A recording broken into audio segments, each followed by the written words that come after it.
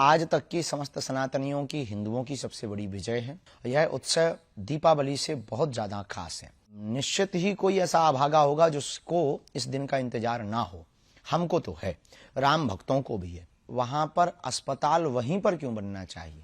मस्जिदों पे बनवाओ, चर्चों पे बनवाओ। अब रही बात कि अपने ही लोग टिप्पणी उठाते, आपने ऐसा कहा, तो वो अपने नहीं है, वो रावण के खानदान के हैं।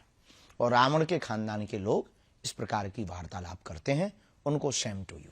अगर हमको मस्जिदें तोड़कर मंदिर बनाना होता तो इतने मंदिर के जितने पुजारी हैं वही अभी तक खत्म कर देते मस्जिदें। सिद्ध है कि ज्ञान वापी में शंकर है, कृष्ण जन्मभूमि कन्हैया की है। श्री सीताराम बागेश्वर धाम की जय। हम कोई महात्मा नहीं है, साधु नहीं है, लेकिन प्रत्येक भारतीय सनातनियों की ये पहचान है। कंठी माला, मस्तक पर तिलक, ये पोटली हमारे गुरुदेव भगवान की दी हुई मालाओं की है। इसमें मालाएं हैं, आदि आदि चीजें हैं जो गुरुदेव भगवान ने हमको प्रसाद रूप में दी थी, जिनके प्रभाव और प्रभुत्व से हम जन कल्याण के लिए मानव जीवन की दैहिक दैविक भौतिक समस्याओं के समाधान का रास्ता बतला पाते हैं अथवा लोगों को मार्गदर्शन दे पाते हैं। ये उस तपोबल की पोटली है पूज्य गुरुदेव भगवान की, हमारी निजी कोई तपस्या नहीं।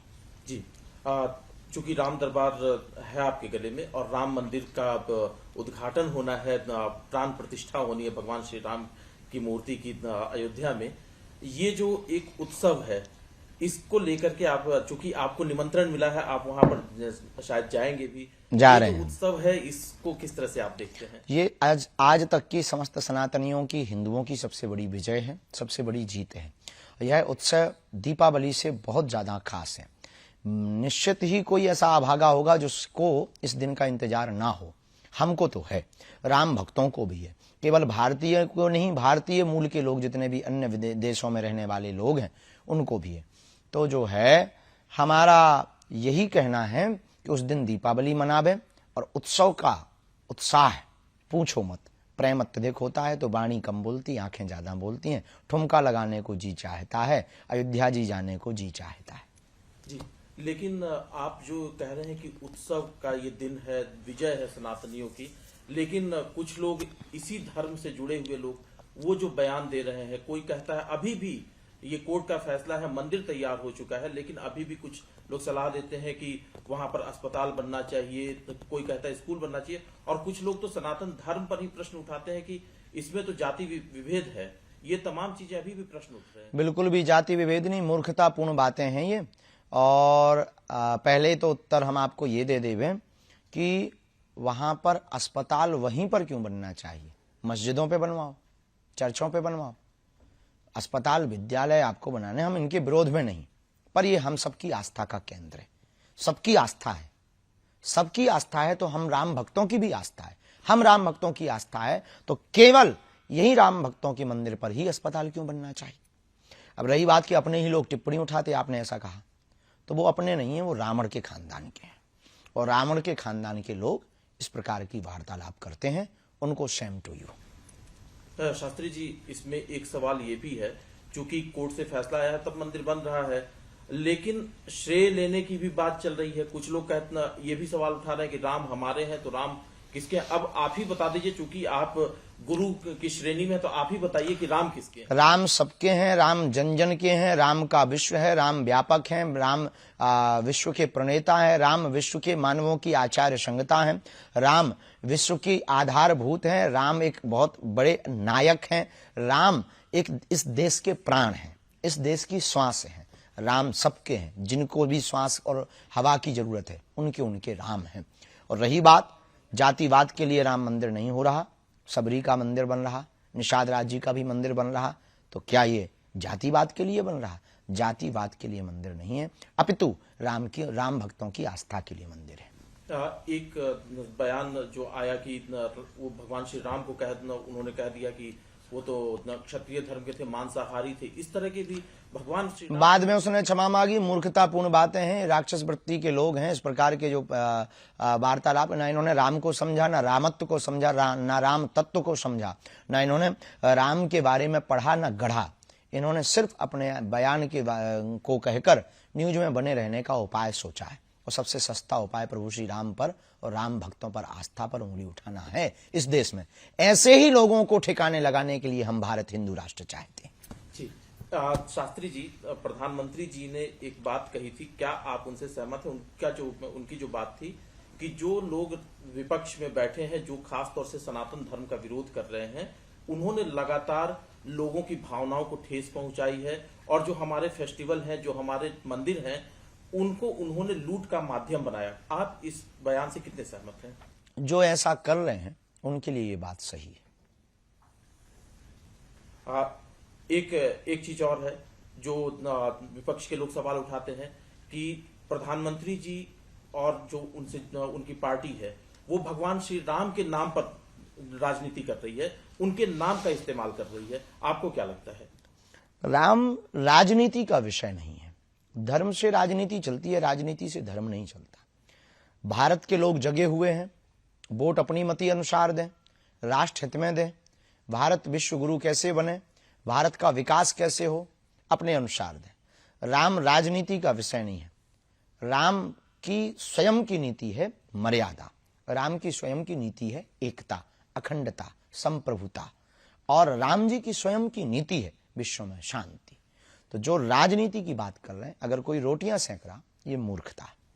अभी आपने जिक्र किया था शुरुआत में कि सनातनियों की सबसे बड़ी ये जीत है। 2 मामले अभी और कोर्ट में है जिसको लेकर के भी संघर्ष जारी है, उसके बारे में आपकी क्या राय है? राय क्या, सिद्ध है कि ज्ञान वापी में शंकर है, कृष्ण जन्मभूमि कन्हैया की है।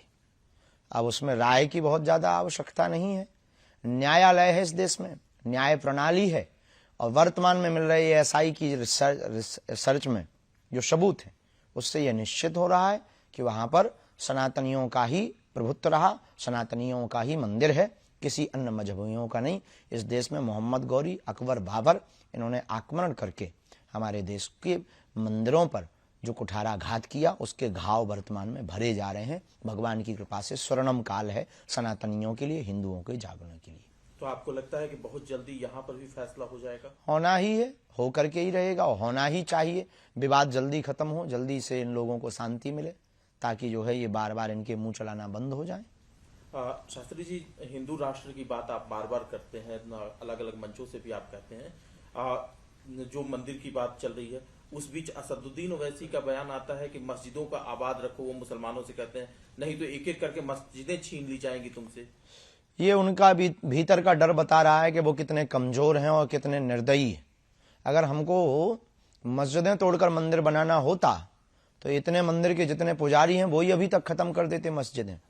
हमें मस्जिदें नहीं, मस्जिदों पे मंदिर नहीं बनाने। जहां हमारे मंदिर थे, हमें वहां मंदिरों के पुनर्निर्माण करवाने। अब उनको अगर ये डर है तो भगवान करे उनका डर बरकरार रहे। जी, एक सवाल और है सीए एनआरसी को लेकर के कि इस देश में सीए लागू हो, कुछ लोग इसका विरोध करते हैं। एक तबका कहता है कि उसके खिलाफ है, एक विशेष धर्म के खिलाफ है। विशेष धर्म के खिलाफ नहीं है, इसमें बहुत न्याय प्रणाली के साथ सीए का प्रयोग है। बुद्ध, जैन, ईसाई आदि जितने भी आए हैं भारत में, इन्हें शरणार्थी कहते हैं, एक भाषा में शरणार्थी आए हैं। तो बांग्लादेश और पाकिस्तान आदि से आए हुए अन्य मजहब के लोग भी कुछ आए हैं, जिनका नाम नहीं हम लेना चाह रहे, जिनका भी नाम ले रहे थे उनके समाज के लोग, उनके खिलाफ नहीं है। पर उनके लिए एक बहुत सुंदर तर्क है कि तुम अपना देश छोड़ के क्यों आए, क्या आवश्यकता थी? भाई हमारे घर में भोजन भाजन की बढ़िया व्यवस्था होगी तो हम पड़ोसी के घर क्यों डेरा डालेंगे? या तो कोई तुम्हारा षड्यंत्र है, या फिर तुमको कोई कान भर रहा है, या कोई इंटरनेशनल साजिश है। तो बढ़िया है, सीए बहुत बढ़िया है। शास्त्री जी, एक राजनीतिक सवाल है, क्योंकि 2024 में लोकसभा के चुनाव भी होने हैं, राम मंदिर का निर्माण हो रहा है, ये आकलन है कि इसका प्रभाव भी रहेगा लोकसभा के चुनाव पे। आपको क्या लगता है, भारतीय जनता को जो वोट देने जाएगी, क्या उसको नरेंद्र मोदी को एक और चांस देना चाहिए? हम राजनीति पर टिप्पणी तो नहीं करते, न राजनेता पर टिप्पणी करते। जो राष्ट्रहित की बात कर रहा, राष्ट्रहित के लिए बोल रहा, राम राज्य की स्थापना के लिए जी रहा, ऐसे व्यक्ति को भारत के संपूर्ण वोटरों को स्वविवेक के साथ अपनी मति के अनुसार वोट देना चाहिए। अब किसको देना चाहिए ये तुम्हारा विवेक, हमारे कहने से आपको वोट देना नहीं। और हम राजनीति पर टिप्पणी करके काहे को बेफिजूली में फंसे। लेकिन कुछ लोग ये राय रखते हैं कि शास्त्री जी पर्ची निकालते हैं तो राहुल गांधी और कांग्रेस की भी कभी पर्ची निकाल करके बता दें कि देखो साहब, हम पर्ची निकालते हैं मानव जीवन की दैहिक दैविक भौतिक समस्याओं के समाधान के लिए। सबको आना चाहिए, जिन्हें निकलवानी है वो आए। अब आपके कहने से नहीं हम निकालेंगे, जिनको निकलवानी है वो हमारे पास आए, हम बिल्कुल बारे में उनके बताएंगे। जो हमें चेतना के बल पे, शक्ति के बल पर पता लगेगा हम बोलेंगे, और जो बोलेंगे वो सत्य होगा। ये हनुमान जी की कृपा। एक सवाल है कि जो आज की वर्तमान जो आज का राजनीतिक परिदृश्य है, जिसमें कई अलग अलग मोर्चों पर काम हो रहे हैं, क्या आकलन है आपका इस सरकार को लेकर के जो ये काम कर रही है? मैं किसी पार्टी की बात नहीं कर रहा, किसी नेता की बात नहीं कर रहा। इस पर अभी हम कुछ कह नहीं सकते जी, एक सवाल आखिरी है। चूंकि राम अयोध्या में आ रहे हैं, अपने भवन में जा रहे हैं, राम राज्य को लेकर के कि राम राज्य की स्थापना कैसे हो, सिर्फ राम के आने से राम राज्य की स्थापना नहीं होगी, क्या संदेश देना चाहेंगे आप? राम राज्य की स्थापना होगी, अमीर और गरीब को छांटा जाए और गरीबों का भला किया जाए और जातिवाद को खत्म किया जाए। जातिवाद की रोटी सेंकने वालों के मुंह पर जोरदार तमाचा लगवाया जाए कानून के द्वारा। और भारत में राम राज्य की स्थापना, ये जो राम जी के ऊपर टिप्पणी उठाते हैं, इनके लिए कठोर कानून बनाया जाए और तीर्थों को स्वच्छ पवित्र किया जाए और तीर्थ क्षेत्र में बिकने वाली मांस मदिरा पर पूर्ण प्रतिबंध लगाया जाए और गरीबों को पूर्ण अधिकार दिया जाए, चाहे वो किसी भी जाति का हो, किसी भी वर्ग का हो, किसी भी मजहब का हो, तो भारत हिंदू राष्ट्र बनेगा और राम राज्य होगा। लेकिन जातिगत जनगणना की बात हो जाती है ना, जब इस तरह की बातें होती। जातिगत जनगणना की जगह अमीर और गरीब की जनगणना होनी चाहिए और गरीबों की जनगणना करके उनको लाभ देना चाहिए। राम अयोध्या में आ रहे हैं, अपने भवन में, अयोध्या में तो वो थे ही, उल्लास है आपके, आप अपने हृदय का जो उल्लास है वो किस तरह से व्यक्त करेंगे? राम जी तो अवध में विराज रहे। पहले लोग कहते थे कि राम लला हम आएंगे, मंदिर वहीं बनाएंगे। अब बन गया है भगवान की कृपा से। राम लला आ रहे हैं 22 तारीख को और हिंदुओं को जगा रहे हैं हनुमान जी की कृपा से। अभी वर्तमान में एक गीत बहुत चल रहा है, 2 लाइन उसकी सुना देते हैं। अरे मेरी झोपड़ी के भाग आज खुल जाएंगे, राम आएंगे। मेरी झोपड़ी के भाग्य आज खुल जाएंगे, राम आएंगे। राम आएंगे आएंगे राम आएंगे, राम आएंगे आएंगे राम आएंगे। मेरी झोपड़ी के भाग्य आज खुल जाएंगे, राम आएंगे। ये भाव बहुत ज़्यादा सबरी माता का ये भाव है और सब लोग उस दिन का इंतजार कर रहे हैं। बड़ी दिव्यता भव्यता के साथ प्रभु श्री राम जी विराजमान हो रहे हैं। और हमको तो अयोध्या में जाकर एक ही बात याद आती, सीताराम जी की प्यारी राजधानी लागे, महारानी लागे, मन मीठो मीठो सरजू जी को पानी लागे।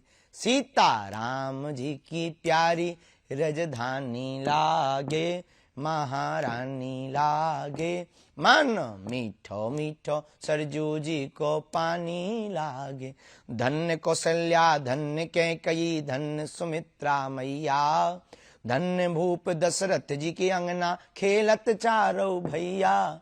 हाँ खेलत चारो भैया, गुड़धानी लागे, बड़ी प्यारी लागे, मन मीठो मीठो सरजू जी को पानी लागे। श्री सीताराम।